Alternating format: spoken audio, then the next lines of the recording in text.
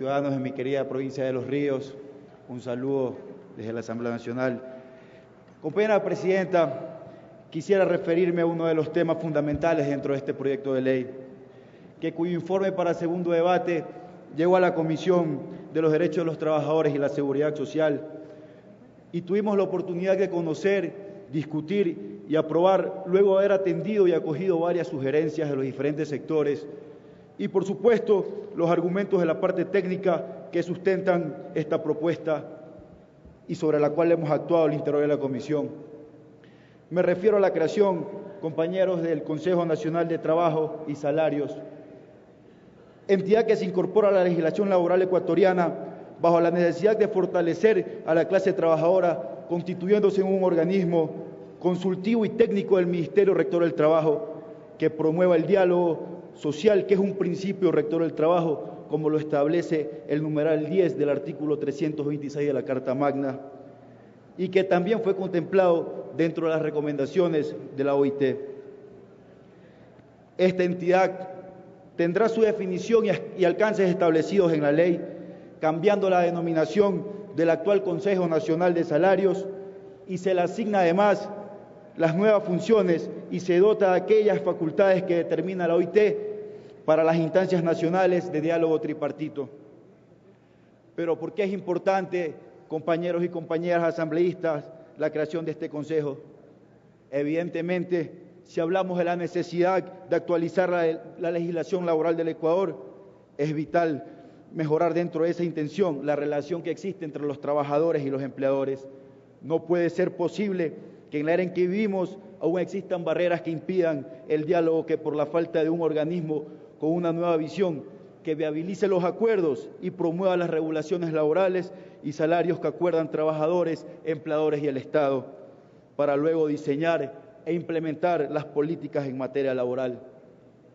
Esta propuesta considera que el Consejo deberá conformarse de manera técnica e integral, teniendo en cuenta también ciertas particularidades que viabilizarán los objetivos que impulsan la creación del mismo.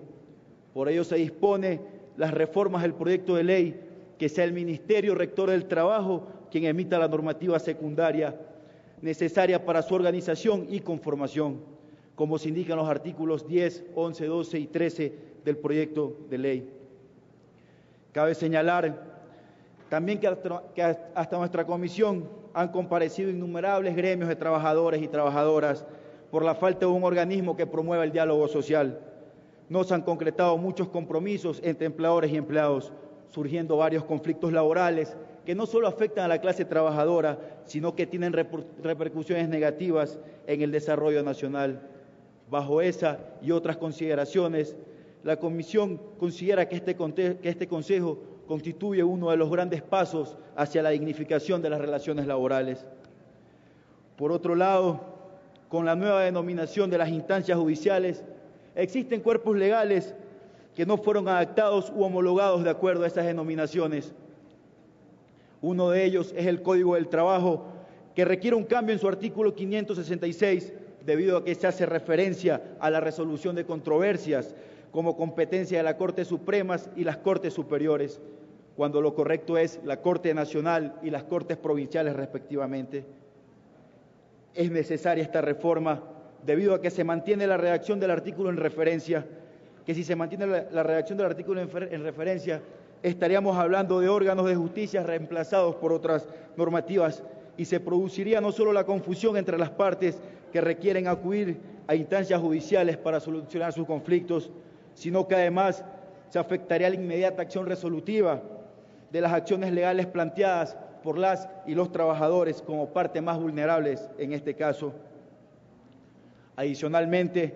compañeros y compañeras asambleístas, considero que es relevante destacar la incorporación del despido ineficaz a esta nueva era de la legislación ecuatoriana. Siempre manifestamos en nuestra comisión el compromiso de construir un proyecto de ley que por encima de todo imponga justicia en beneficio de la clase trabajadora. Atrás quedaron esos tiempos en que de manera inescrupulosa determinados grupos empresariales, abusando de su poder económico y de sus influencias con las grandes élites, cometían abusos y atropellos en contra de los dirigentes sindicales honestos, a quienes veían como una amenaza por el simple hecho de defender los derechos de su gremio. Y lo que es peor, de manera inhumana, se despedía intempestivamente a madres en estado de gestación sin que exista una legislación laboral justa que ocasionaba de manera indirecta que se ponga en riesgo uno de los derechos fundamentales, como es el derecho a la vida. Por todo esto estamos aquí, compañeros y compañeras, para acabar con esa legislación que por varias décadas dejó en desprotección a la clase trabajadora.